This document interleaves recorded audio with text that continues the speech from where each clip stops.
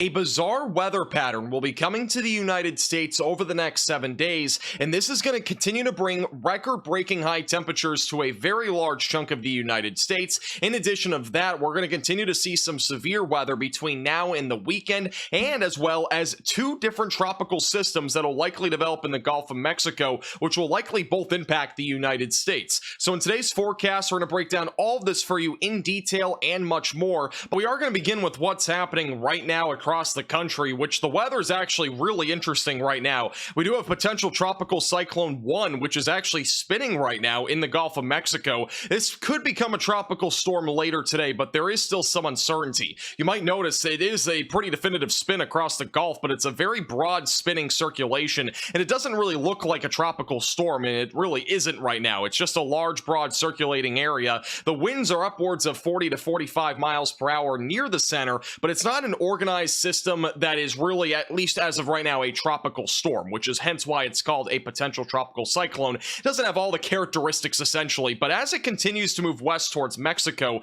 it might start to build those characteristics more and could become our first tropical storm of the season in the Atlantic Ocean. Regardless of any of that happening, we are going to be talking about a significant, prolific flooding threat across the Texas coast, with upwards of 10 to 15 inches of rainfall being possible in some isolated locations, which we're going to talk more about that here in just a moment. Now, further to the north, we have a stalled area of thunderstorm activity. At least earlier this morning we did, back over in parts of western Oklahoma and even southern Kansas. Significant flooding did occur in these areas back over near Liberal, Kansas, for example. Did have a lot of hail and wind down there in southwest Kansas, and plenty of water, or land spouts I should say, yesterday, but overall we didn't really have any tornadoes that were confirmed, at least so far. Also, lots of cloud cover stretching all the way up into the Ohio Valley. You can basically thank the upper level winds for steering a bunch of cloud cover back up that direction, and a lot of moisture, which is still keeping some things interesting back up in those areas. Now, this is the official track from the National Hurricane Center at their 1 a.m. advisory earlier this morning.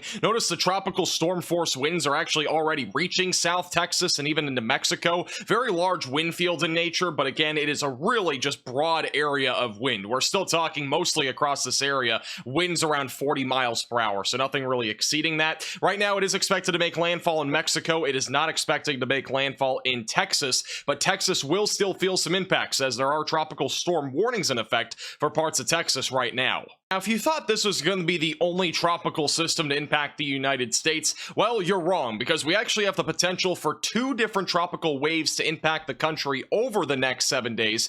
Right now, we do have another area of development that we're watching for just off the coast of Florida and the Carolinas. Doesn't seem to be much of an impact as of now to the United States. If it does impact the country, it'll be closer to the weekend, where higher wave heights are expected just off the coast of Florida. Aside from that, it really won't develop into much. More than anything, just rain, mostly for Florida and as well as up the Carolina coastline. And then back over in the southwest Gulf of Mexico, we have potential tropical cyclone One, and we have another area of development where a second tropical storm could develop sometime this weekend or into early next week. So another area to watch for in the southwestern Gulf of Mexico. And you might be wondering, why is this all happening out of the blue? Well, we actually have a high pressure system just off the coast of the United States, which is steering all of these tropical waves into the Gulf and also back over into parts of the southwestern Atlantic Ocean. So that's why it's staying active there, and it will probably stay like that for the next few days. So this is what it's going to look like later today. We'll have many bands of showers and thunderstorms entering the Texas coast, where heavy rainfall will continue to be a threat there. Once we go into Thursday morning, this moves inland. Rain will continue to be a threat, with very heavy rainfall and flooding continuing across parts of Texas, including the Texas coast. By Friday into Saturday, we'll continue to watch for more tropical showers in South Texas. It looks like if you're in South Texas, you're going to have a brutal stretch when it comes to nice weather, because you're not going to have any nice weather. It's going to be all rain for the most part. Even as we go into the weekend and into next week, another tropical system will try to develop in the southwestern Gulf of Mexico. Probably going to take a very similar path to where potential tropical cyclone One is currently going, and it will bring similar impacts with heavy rainfall, flooding, and also some gusty winds being a possibility. And then by the time we go into the middle and end of next week, things will probably start to quiet down just just a little bit, but it's going to stay active at least for the next several days. Now, in terms of the rainfall over the next 48 hours, there will be a lot of rain, especially in South Texas, where areas like Corpus Christi will have the potential for upwards of 4 to 10 inches of rain, and some isolated spots could be over 10 inches of rainfall. So be prepared for that. It looks like Houston, Beaumont, and Galveston might get missed by the worst of it, but I would at least still expect a half inch to even a couple inches of rain in those areas. European model kind of on a similar track as well across this area. South Texas seeing the worst of it, and then once we see that second tropical system, only those rainfall totals will only go up. We're going to continue to see very heavy rainfall across South Texas, anywhere from Galveston back into Corpus Christi, where flooding will definitely be a possibility. Now, overall, the weather over the next several days when it comes to severe weather is actually not going to be too shabby. You're going to be cooked if you're a storm chaser, because there's not going to be much to really look for over the next few days. We have a large marginal threat anywhere from the Ohio Valley back into New England, where some sporadic hail and wind will be a possibility. Another high plains risk for severe weather, where more sporadic damaging winds and hail is possible. More of just a storm structure sort of thing going into today. And then there's also a low tornado risk in South Texas for today. That's from some tropical showers and thunderstorms that could pose a threat for an isolated tornado or two.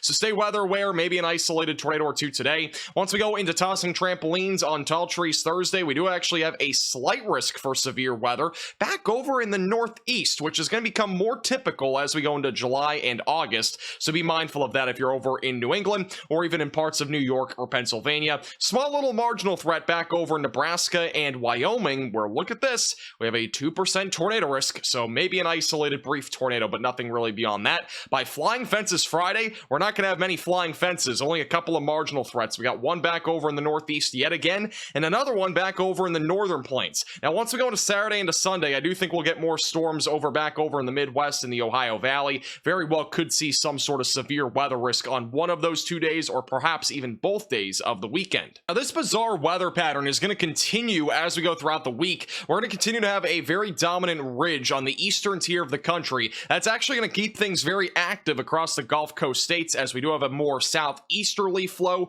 Any tropical waves will basically crash right into the Gulf Coast of the United States, especially back over in Texas and Mexico. Once we go into the weekend, this jet stream is going to start to become a bit more zonal, which will lead to a slightly more calm weather pattern across the southern plains and really the southern tier of the country. But we might have a couple of troughs that kind of disturb that pattern just a little bit by late Friday into Saturday. We're going to have one trough come out of Canada here. This could bring some showers and thunderstorms to the Midwest and the Ohio Valley, maybe a low-end risk for severe weather on both days. Once we go into Sunday, Monday, into Tuesday, that low pressure system moves to the east. Overall, that ridge is going to start to build in the southern plains, and eventually we're going to be talking more about severe weather events in the northern plains, the Midwest, the northeast, and maybe the northern Ohio Valley as we go more into the end of June, July, and as well as August. So that severe weather threat, it looks like it's going to be done for quite a while across the southern plains. At least no significant events are currently in the forecast. As I say that, the European model does indicate a large-scale trough entering the country by the tail end of next week, but keep in mind,